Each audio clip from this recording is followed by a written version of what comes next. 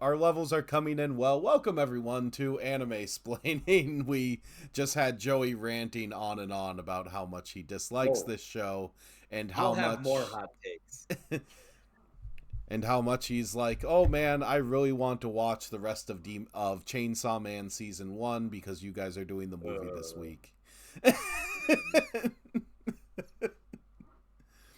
Which I'm surprised you haven't finished it. I'm surprised you don't even like it. Maybe I'll give it another go. He did stop Yeah, when it got good. That's the problem. Right. It's like literally one more episode and the best thing ever happens.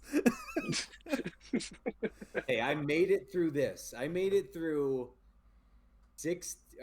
all 26 because I rewatched the 7. Yep.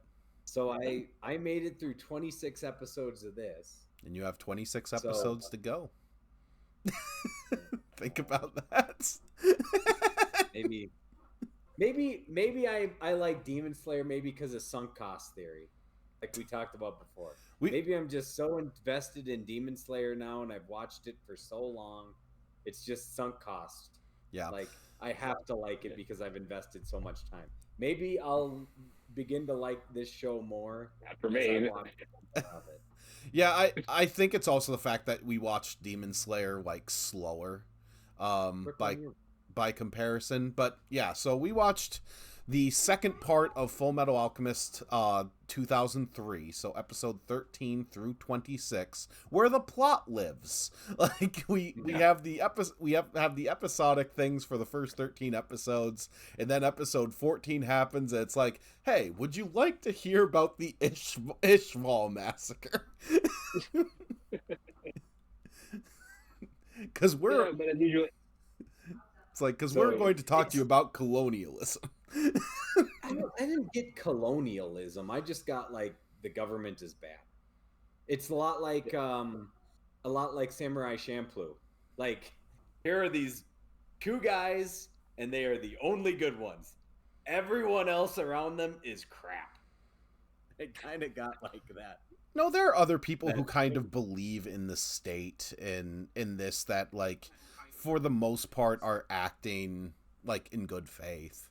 I think this does a better job. 2003 does a better job at showing certain characters that like believe in the role of this government despite it being evil. And it'll be good. It'll work if we only give it a try. Yeah, better than Fullmetal Alchemist Brotherhood, which just kind of turns it into a humans versus homunculi story. This is a lot more nuanced.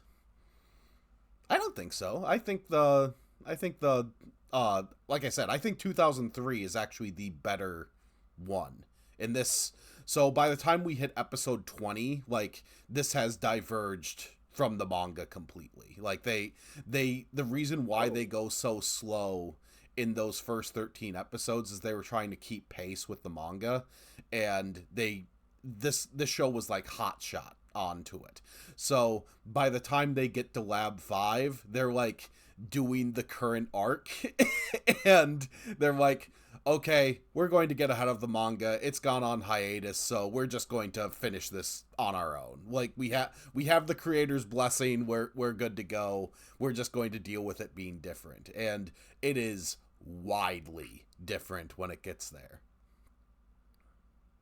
We're talking Fullmetal Alchemist, like from episode 20 on, they're just making it up. Sort of, yeah. Huh. Because some of the episodes that work, it's going to be anti-Game of Thrones. I assume like the manga is going to be much darker, right? Because you probably have a little more freedom on the comic side than you do the show side. I don't think so. Like, I watched Brotherhood, and the problems that I have with Brotherhood are that it takes a lot. So with 2003, the focus is on Ishval. Like, they're like, we're going to get more into Ishval. It's going to get very dark in terms of like what happens to Rose, that one character that we meet at the very beginning. Bad things happen. Oh no! She makes an appearance. Yeah, He makes an appearance in like the middle, but then nothing happens. Yeah, but to give a little teaser on it, like when Rose shows up again, she is pregnant. It does not say who the father is, and she was a prisoner when she was. So it's like, oh, Basically, there. they're she's a poor civilian in an occupied territory, and soldiers come in. Yep. No, I hate this. It's not even that good. I guess I shouldn't say it. Like poor Marlon gets mortified, and I'm sitting there like, yeah, history has taught us a lot of things that are bad, and I'm just like, yeah, that's the world. Yeah, but still, I want to see it in my cartoons. no, exactly. And you're not wrong. Like episode 7 is still like episode 7 was still tough to watch again. And I mean, I have problems with it story wise too, but I mean, it is hard. It's meant to be the tug at the heartstrings because it becomes really the overall moral arc of the character throughout at least what we've watched so far. Yeah, that's what I realized. Upside down Chimera guy come back and whisper. Yeah, which I'm grateful for because he's the most interesting thing about this show. So I'm glad it's a continuing theme. Like, hey, remember this thing I did? Gross, right? Every couple of episodes, I just remind us. Dr. Marco. I would say Dr. Marco is the most interesting. Like those episodes actually like had me like it was not tough to watch those episodes. I figured you would like the history episodes where they're going like, hey, by the way, remember when we did a massacre? You know how we're going to do a massacre again because the Philosopher's Stone is literally based on human tragedy? I like exposition. It doesn't have to be sad, but I like it. Explain everything to me like I'm in first grade.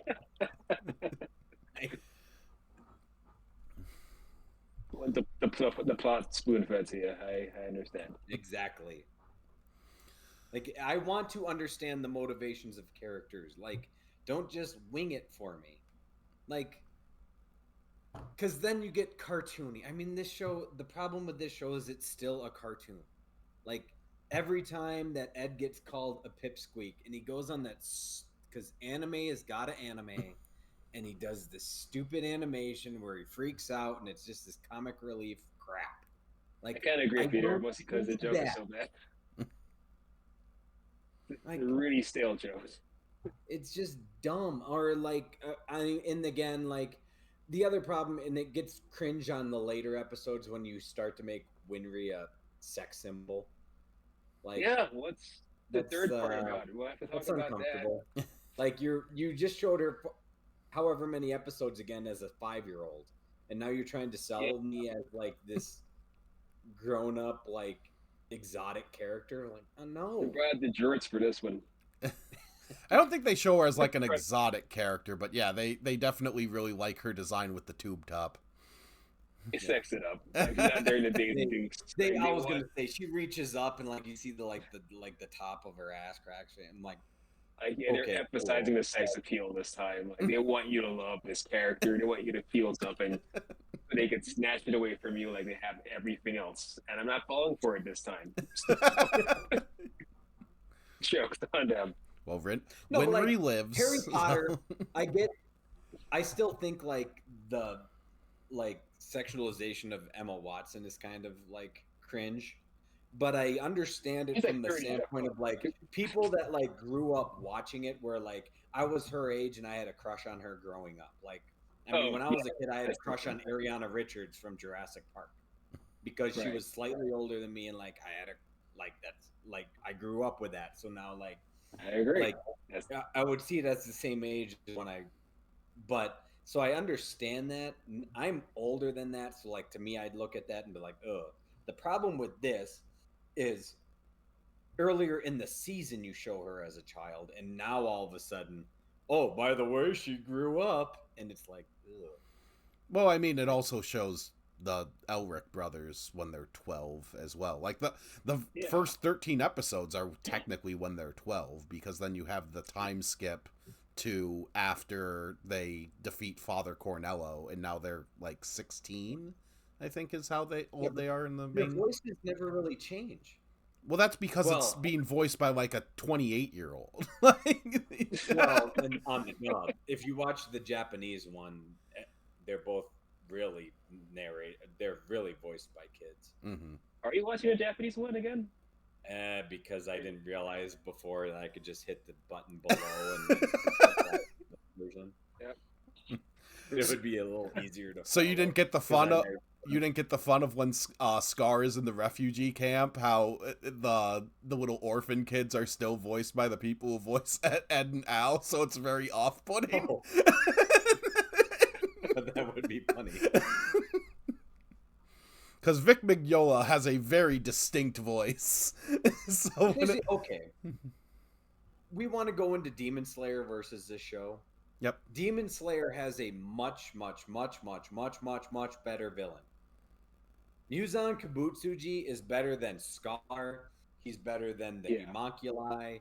He's better than like even like the Fuhrer in the military, because they don't like Muzan Kibutsuji is a bigger threat in Demon Slayer, and he's a more interesting character the way Demon Slayer presents him than anything that put forward of any of the bads in this show.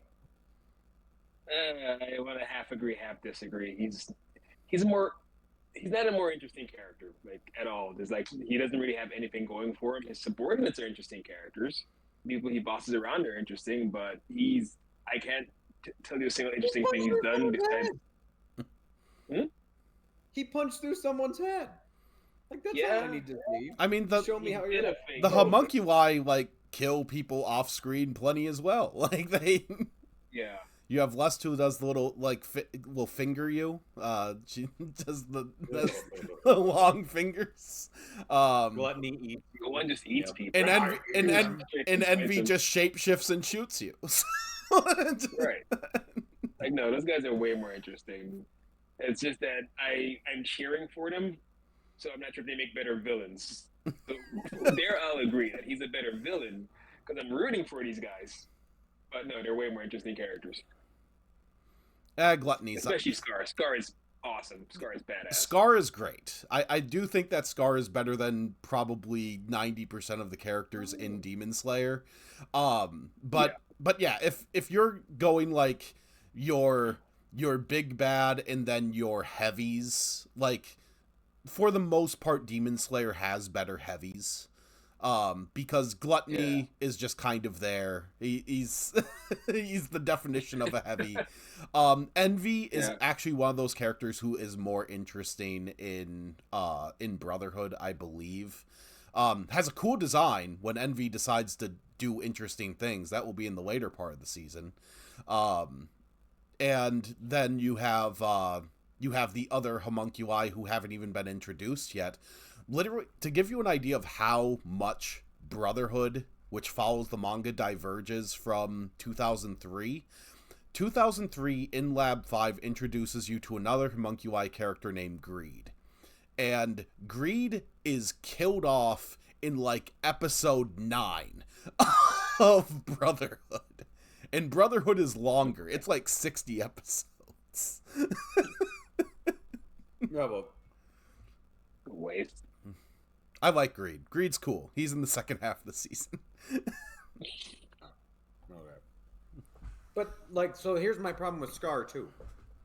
Scar's motivations to me are off. Because when in the beginning, when he's fighting the army officer, I forget the name of the army officer that pretty much babysits Ed and Al, the bald dude with the mustache. Armstrong. It's the one cop's name I remember. No one else. But when he's fighting Scar and Scar's like, no, you're the creator and I'm the destroyer. It's like, this whole show is based on the premise that, like, nothing gets created or destroyed. That it's just, like, you just transition something into something that it could be, but using the same things. So, like, how can there be a creator and a destroyer? That doesn't make sense. Well, Scar cuts off at the second part. He just his arm just breaks things down. That's why he's able to explode people's heads. Now don't Do not question why there's also the Crimson Alchemist who can turn people into bombs. That's neither here nor there. Like, just that part. Actually, that part was cool. I'll give you that. Where he just randomly pushes the guy through the wall. Like, oh yeah, I blow people up. Bye. And then he was never heard from again. No, he's in the second part. Then he blows up like the entire house they're at, like to escape. Yeah. It was like, that was very nice of the man to just let him get pushed and blow up for the other guy. Like, he was curious too. Fall and explode me. He wanted to see the demonstration. But you guys like the Hashira and like the side characters in Demon Slayer more than this? Because I mean, Alex Louise Armstrong is an all-timer. Maybe it's the fact that I watched this when I was a teen. Yeah, I couldn't get into it when I was a teen because none of these characters are all that interesting. While with the Ashira, while they're gimmicky, they're able to get their personalities across pretty quickly and effectively in the short amount of screen time that they have. That you're able to go, that one's my favorite, and I like that one more than that one. These guys, this cop number one, cop with the mustache, lady cop. This other cop, it's the show. It's CSI. Every show we watch from this period is just animated CSI, and I keep noticing that. And you both have a point because like, is the problem me? Is my standard for this too high now that I'm expecting the standard of what I watch for now as a 40-year-old? Should the standard have been what I watched for when I was 15? Like, because the threshold for storytelling I didn't hold as high when I was 15 as I do now. So maybe I need to like assume the credibility of this show is still at Teenage Mutant Ninja Turtles or Power Rangers instead of sitting there and being up here at Grave of the Fireflies. Oh no, I am not doing that. I am judging it just as much as everything else as I would at my current age. Because if I'm judging it from where I was like, 16, 18 when this came out or something like that, I would just be looking up during the action scenes and then back at comic books when everyone's talking. So that's because I never watched this show because nothing ever happened. But judging it now that I'm actually watching it, paying attention, no, it's not that interesting. And yeah, the Demon Slayer characters are way more interesting than these guys. I wouldn't buy their action figures for crap. I don't understand the cosplays. I don't get it. The other thing is, I mean, and maybe this is current thing. I mean, Demon Slayer is prettier to look at. It is. We are like this is an anime. Gorgeous. This is an anime commentary show, and I mean, you can't ignore the fact that you guys have argued what's pretty to look at before, and Demon Slayer, for the benefit of time, is much prettier to look at than. Yep, this will have been some of the last vestiges of like let's work our animators to the bone and be that one episode of Paranoia Agent where the entire animation studio dies. It doesn't help that this show, Ghost in the Shell, Paranoia Agent, you just brought up Trigun, they all have that same tan color scheme that was really popular back then of anime, and I get tired of looking at it. Everything was beige. You just need to accept the beige into your life. Well, because it was the niche of the genre, right? So shouldn't you just copy what was popular in the genre? Like, wasn't that the time where, like, this is back in the day where, like, you wanted anime, you had to go in, like, the back section of Best Buy where they had, like, the anime section next to the sports section. So I could get my WWE DVDs right next to the anime DVDs. Unfortunately, this was just after that. So this is like Dragon Ball Z made money. They're realizing there's money in anime. So now we're getting stuff like this pumped out. And they're all kind of the same thing. At least from my perspective, they're all kind of the same thing. And watching it now, kind of the same shit. Would it be wrong then to say, I'm certainly not as experienced in anime as you both are, but like, would it be wrong to say the animation still looks similar even to that of Pokemon? No, I would disagree there. It's way above Pokemon, yeah. Yeah. I would say it's similar to Naruto.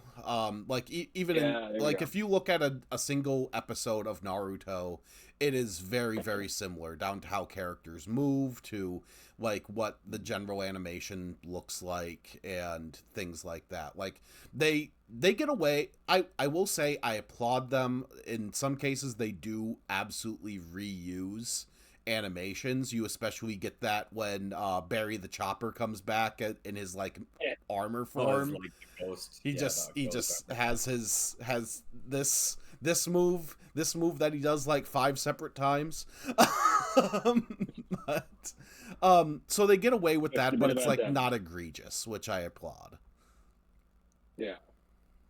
And once again, the guest characters are more interesting than the main characters. And that just keeps happening on this show. I mean, so by default, the Hashira are more interesting than these guys. Because who are the side characters I'd say are at least interesting? Siren's interesting. I like Armstrong. Like, her motivation gets kind of weird at the end. Like, oh, she saves the town, but it's not the way we think. I don't know. But you don't like Scar. Roy Mustang, the Flame Alchemist. Do you like Roy and his relationship with Hughes? I don't know what Roy is. Is Roy bad or good? He is good. He's just kind of a jerk. Like, I still don't understand because during the second half of the show he seems like he just disappears. Like he's taken over by who's the army guy that always wants to show everyone pictures of his daughter? That's Hughes. Okay. Yeah. Because then you just get a bunch of that guy. Yep. And then he dies. Yeah, you find out why he did that. And as much of him as possible. Enjoy. That was unnecessarily sad. That was like having his daughter like, why are they burying Daddy? It's like, really, Joe? It really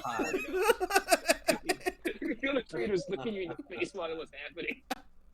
And you did this, you, the audience.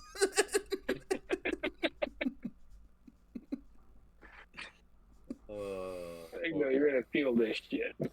No, once again difference with Fullmetal Alchemist Brotherhood, because when they did that, they wanted to get to the point where it's like, okay, all of this happened already in 2003, so we're just going to get past that and do the stuff that's new that like didn't follow the manga. So Hughes dies in like episode 4. You can't even get attached to him. Still in front of his daughter, or not in front? Did he still get buried in front of his daughter? Yeah, that whole. Well, he died. I think he dies in a different way. I think he's killed off by lust. I think he's just stabbed. Oh.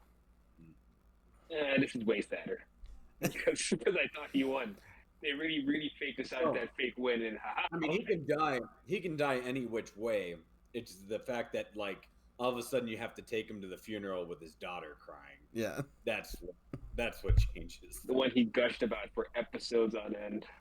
No, exactly, and he's like, "Why are they burying Daddy?" It's like, come on, show.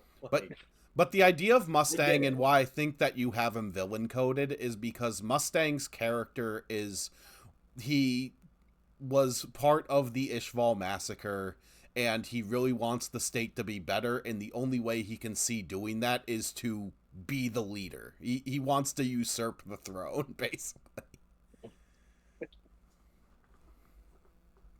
So, and how much more of the Fuhrer do we even get? So the Fuhrer basically orders the one Tucker to kill his kid. I mean, doesn't order it, but pressures it through the...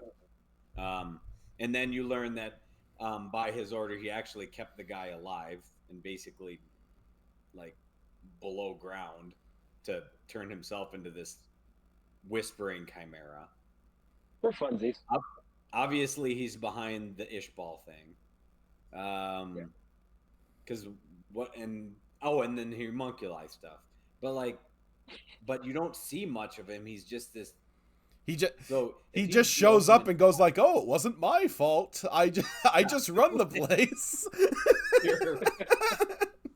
Pure politician. It seems very much like how fascist regimes get run, but you do get a lot more of him.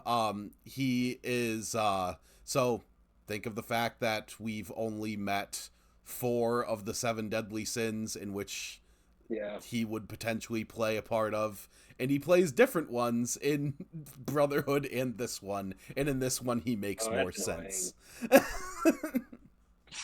Yeah. In Brotherhood he's Wrath, and this he's Pride, and I think Pride makes a lot more. Pride makes more sense. What was he have to be wrathful about? That a wrathful bone in that man's body. He fights with 2 katanas, so he's Wrath. Oh my god, that's so lazy. No, he is Pride. That is a prideful man. Who is Scar's brother, though? Now let's go deeper into this. Scar's brother, because he is supposed to have a twin brother, right? Yep. And then they just do fuck all with that story? No, they go into it, but I forget what happens in a lot of the later half of Fullmetal Alchemist 2003. Like, I know bits and pieces, and I remember, like, the big events. Like, a good chunk of the upcoming one is going to be, like, a battle between Ed and Greed. They go deeper into, like, who each of the different homunculi are, because, as I said last one, like, the plot point that they do give away is that all the homunculi are former, like, people who were tried to bring back to life, and now they're just soulless husks. You've met Sloth. Sloth is the one who they pretty much make no, like, qualms about it if you notice the character design in every single intro. That's Ed and Al's mom. Just there in plain sight.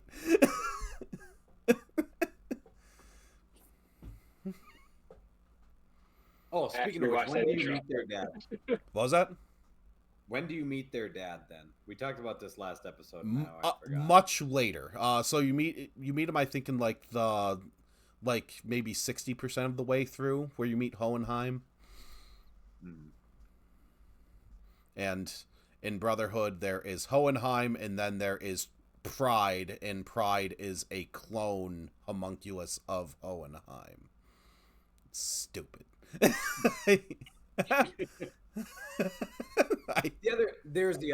other stupid thing about this show that still bugs me, and we can get into this, the girl that has the eidetic memory.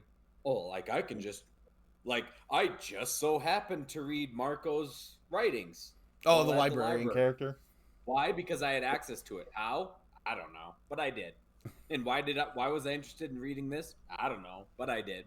And I just so happen to have a photographic memory and an eidetic memory, so I can just transcribe every single important thing that's now throughout the show. And now we can lean on this as an excuse for lazy storytelling. Sometimes you need a character that just moves the plot forward, Joey. If you write yourself into a corner, just invent a character that has all the things you need. And we can't just go to the man's house and figure out he hid his notes somewhere. No, because Ed and Al are doing more important things than getting into fights with suits of armor. They can't read. We don't want to have episodes of them reading. Yeah, I'm a metaphor to get Fair. That's true. And also we want to show the gamut for those teenage boys out there. We want them to have both a crush on the mechanic girl and the book smart, like, well-read girl. We want to follow all of the aspects of STEM.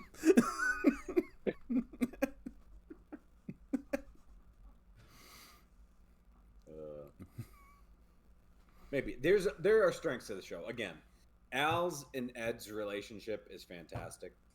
Yeah, the brother dynamic. Like, I can see why, if a lot of people, like you said, was comparing this to Supernatural, I can see why that's there. That's really, like, their primary motivation is each other. Yeah, and that is a tremendous strength of the show, and that's why you can believe, like, hey, I'm willing to, like, go against the orders of this military that's, like, helped me become this state alchemist and granted me all of this ability, but in the end, helping them is not my motivation. My motivation is my brother. And so no, not only that, the show's able to do quite a lot with it. I know I rag a lot on Demon Slayer, but Demon Slayer wishes they had a plot point as good as that climax in Lab 5, where Ed has his goal directly in front of him. Hey, I can make a Philosopher's Stone. I can get Al's body back. I can get this done, and I just need to kill these 30 people. It's like, oh, and do you want to completely go back on your morals, or do you want to like get this done? And then he thinks Al is mad at him for like not killing these people. The train problem. 30 people tied to the track. But and Fullmetal Alchemist knows when to shut up. That is always the most important thing. It knows when to be quiet. It knows when to just go like, hey, we're just going to like let these characters be characters and let this event play out, and we're not going to constantly say like what these characters are actively doing on screen or anything like that. And it's that confidence that these like early aughts anime, these 90s anime have, where they just kind of expect you to be an active watcher. Yeah, I can say that the show is well done. It is well written. I just don't like these characters, and that's fine. I'm not gonna like every character. I'm not gonna like every person. They're not always gonna be for me. I just, this guy's a dick. Like Al's fine. Okay, man, Ed's a dick. He's a well written dick, but he's a dick, and that he's definitely a dick. He's just not that interesting at the end of the day. I mean, their relationship with each other is interesting, but that's not every episode. Well, I mean, they're two sides of a same character, right? Like Ed is the one with the ability, and so like because of that, he understands that he has this ability, so he becomes arrogant, and he is like a straight my way or the highway. Like because he has to be, because obviously he's basically employed by a corrupt military, and so you have to give him his own kind of mission that he knows that he has to fulfill, that you can believe in him, that he's right in, but at the same but he has to have the arrogance to like say, no, I know to go down my own path. Whereas Al is basically like, I mean, for lack of a better literary term, he's his Jiminy Cricket. Like he's like, I'm your conscience sitting on your shoulder. What he's there for, he's literally a voice. I don't know. I don't think we should do that. He's the Morty. He's the Morty to Ed's Rick. G Willikers, G Goth. Yeah, I don't know about that. And there are times it doesn't quite work, but when bad things happen is normally when this show gets good. Like when the episode with Barry the Chopper at first, when he kidnaps Winry, is very good. Because Ed is actively scared. And I don't know. I forget if we even get it, but I want to see Al a bit more arrogant. I want to see him in those situations where he's like, "Oh, you can shoot me, but it's just go bounce off. Like it's not gonna do anything." I don't know if I want to see Peter Capaldi, Doctor Who in this bit. But I want him to rebel against his superiors, because I mean they've established that, like, so again, that's something that obviously it's where the show's leading, and it's where I want to see him go. You establish him as a more independent minded character working for something that doesn't obviously nurture an independent thinker. So there's a conflict waiting to happen. Yep, because we're going to try to build another Philosopher's Stone completely based on human suffering.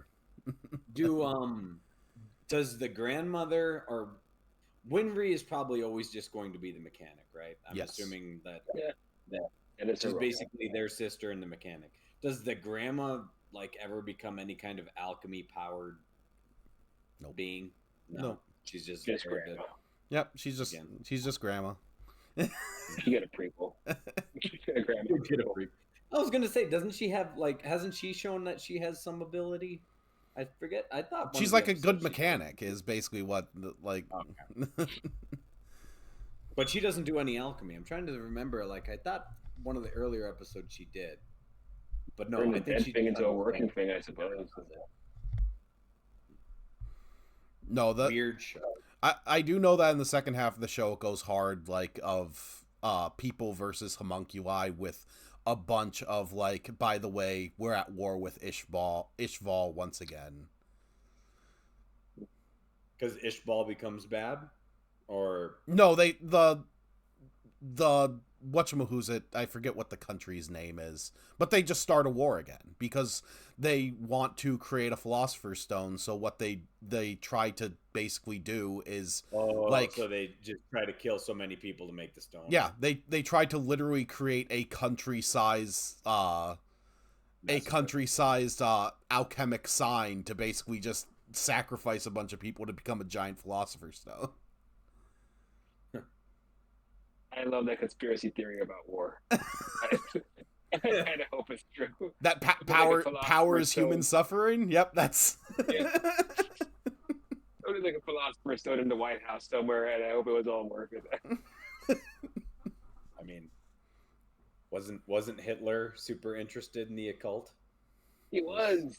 It was... Keep going back to that. It was more, what's his face? I forget the guy's name. He was not Goebbels, was the second in command guy. I believe Himmler, yeah. Oh, said Himmler. But yeah, Himmler was super interested in, like, old, like, mythology stuff and things like that. He was a giant nerd.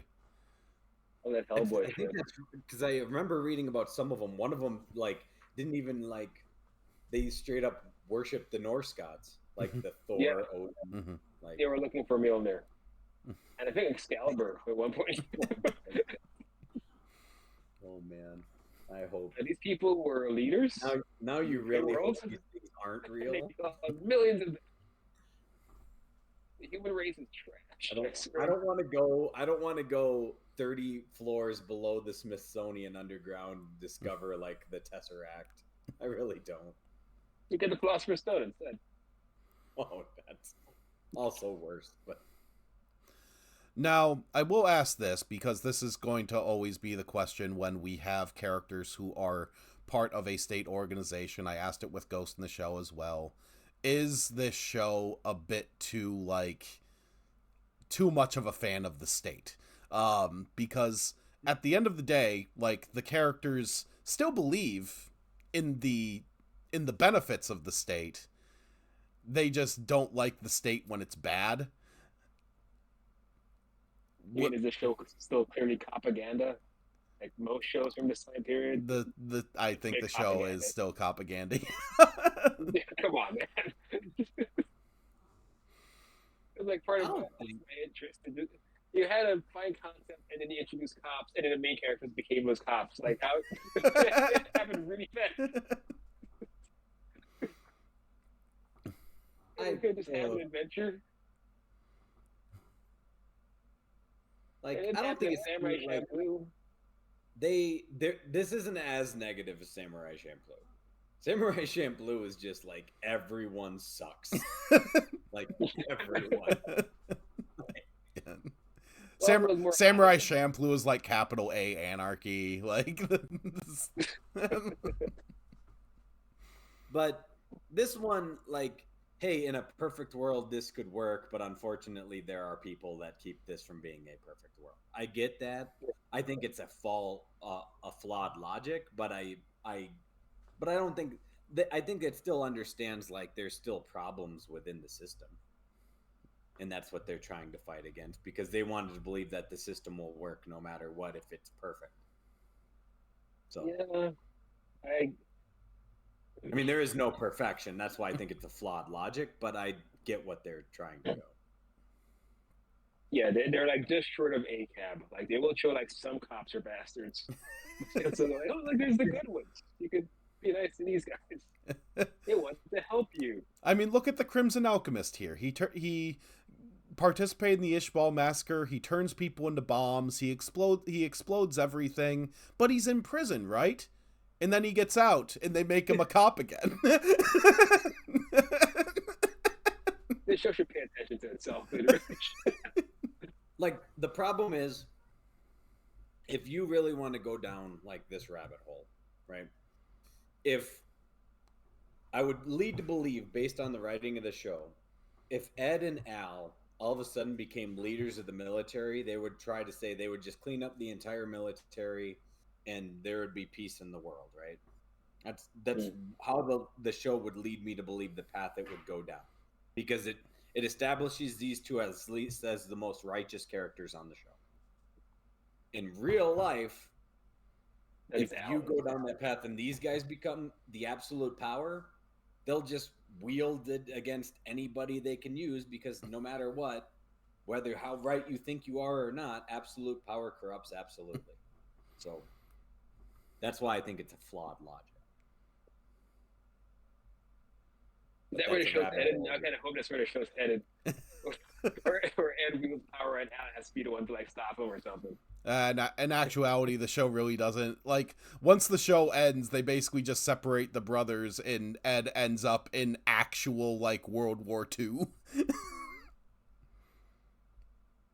which is why the Fullmetal Alchemist 2003 movie gives you anime Hitler. I hope he's like super muscular and exaggerated. We have that to look forward to, because I always see it's like, the conquest of Shambhala is right there. I mean, in the end, it can't be worse than Ninja Batman. Incorrect. There are few things that are as good as Batman Ninja. Specifically, Batman Ninja versus the Yakuza League. Yeah, the better movie.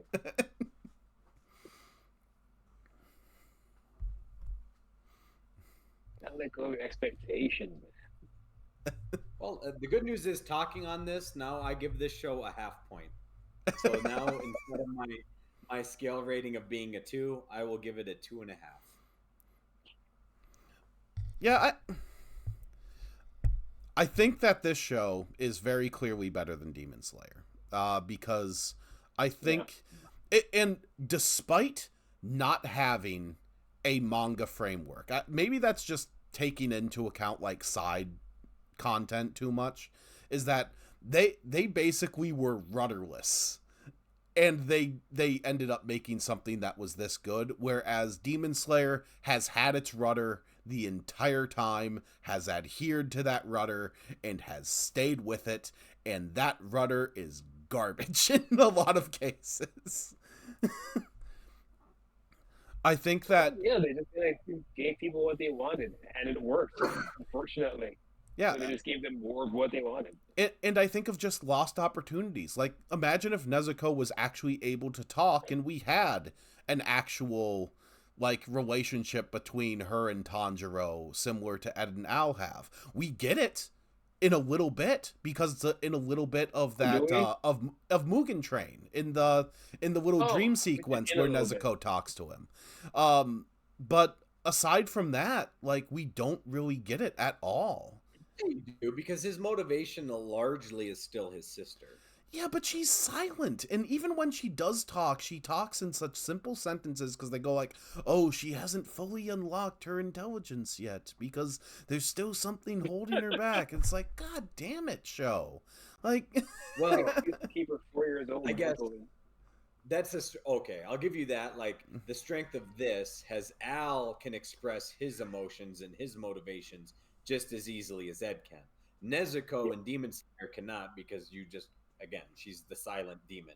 You don't have to assume what her motivations are. It's just probably don't turn all the way into a demon and eat people. Yeah, don't turn all the way into a demon and eat people, and don't die. Like, Ed has that. Yeah. Plenty of people are like, go like, hey, I can destroy this blood seal, and then he no longer exists.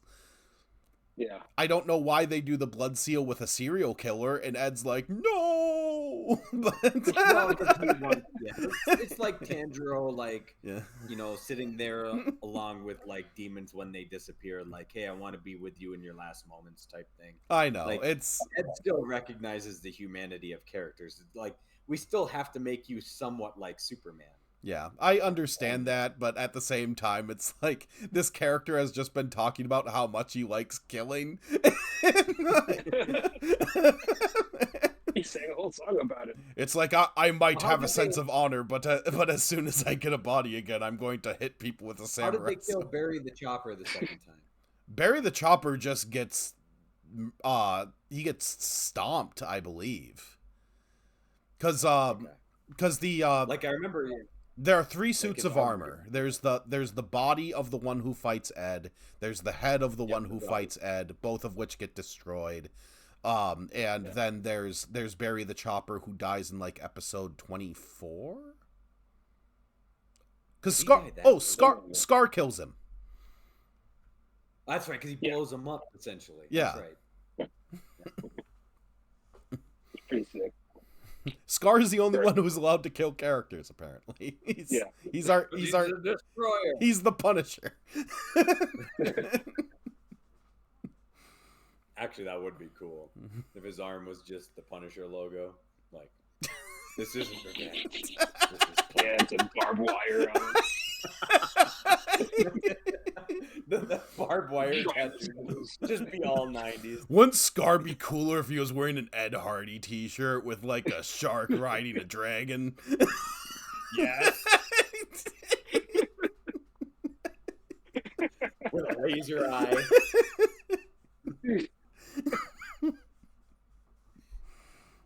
You joke, but I'd watch that show. And he talked in a robot voice. And yeah, I mean, if we're rating Fullmetal Alchemist versus Demon Slayer, like comedy versus comedy, they're about equal. Like they're both equally unfunny. No, I put Demon Slayer. As much as I get annoyed at Demon Slayer, that pipsqueak joke for Ed that they do every single episode gets terrible. Demon Slayer has one good joke in the entire run.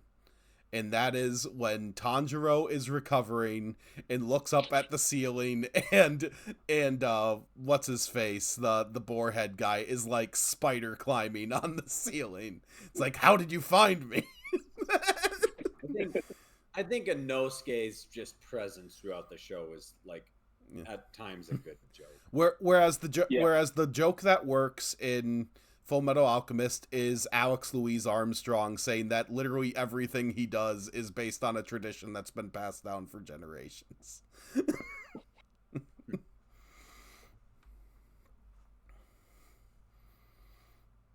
I like Alex Armstrong. He's a good character. No, I mean, he's an alright character. Yeah, he's an interesting the problem is he's drawn to look character. exactly like the Fuhrer.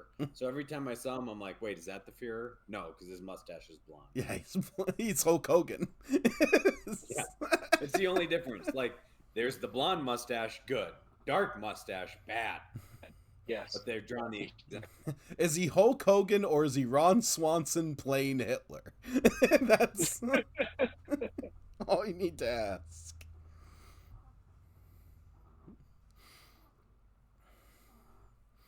So we have two more times of watching this, but we might take a break to let ourselves soak. You guys are doing Chainsaw Man.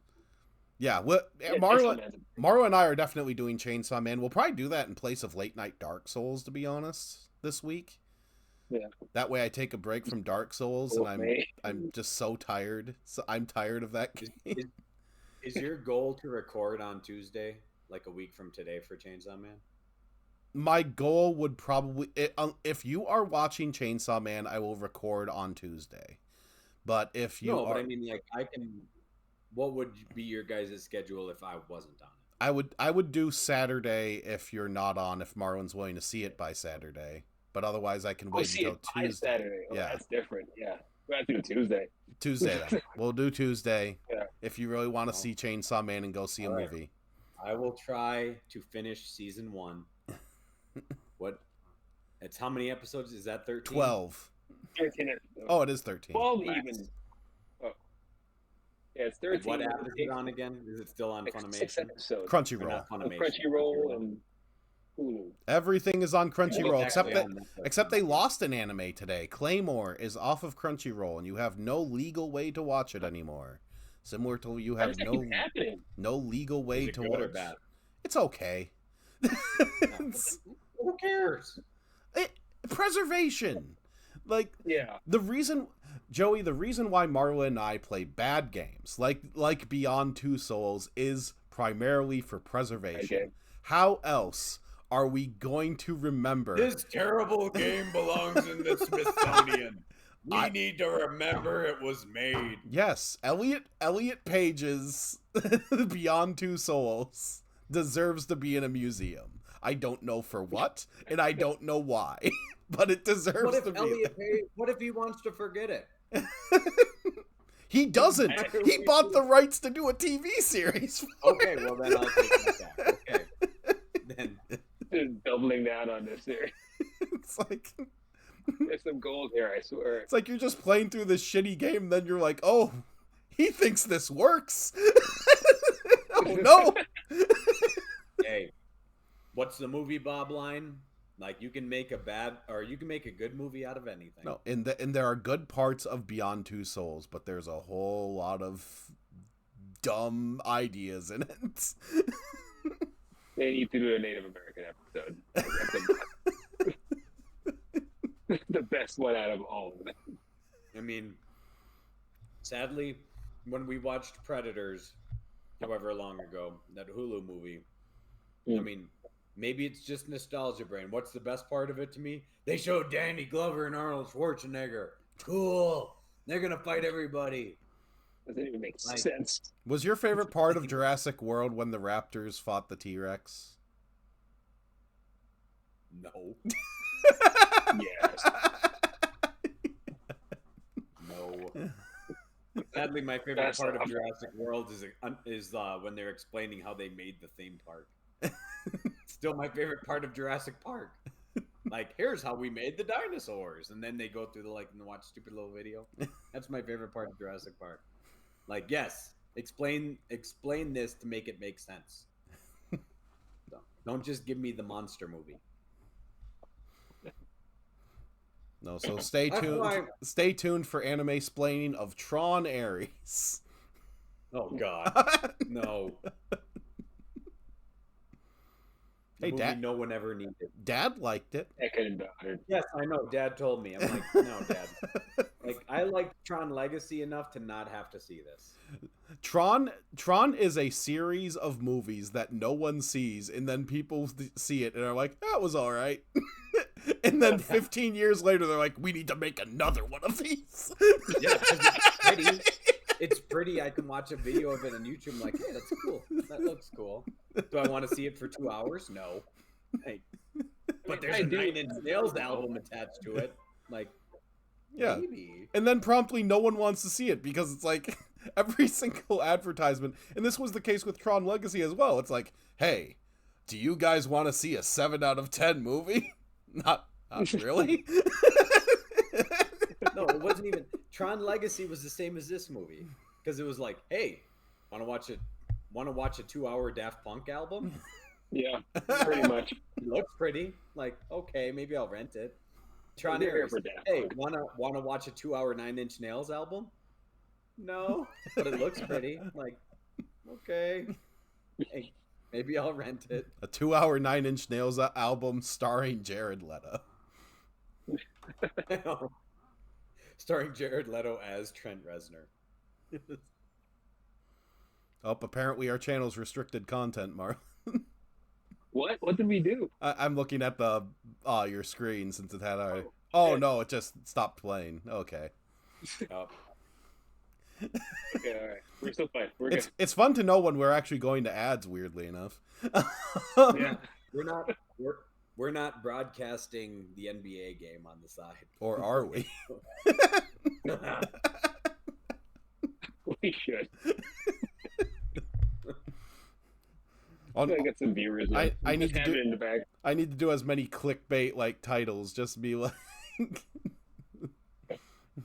Mr. Beast presents the NBA Finals.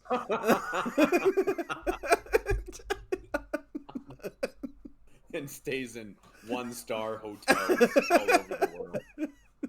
That's because Brooklyn watches that Ryan Trahan kid. And I was like, I stayed in a 0-star Airbnb to a 5-star Airbnb. I'm like, cool. See, you need to have B watch anime instead, because that will help her brain develop more than YouTube slop. That doesn't sound real at all. She wants to watch. She does want to watch Demon Slayer. Like, I've kept telling him, like, she'll probably be scared of those first few episodes. That's fine.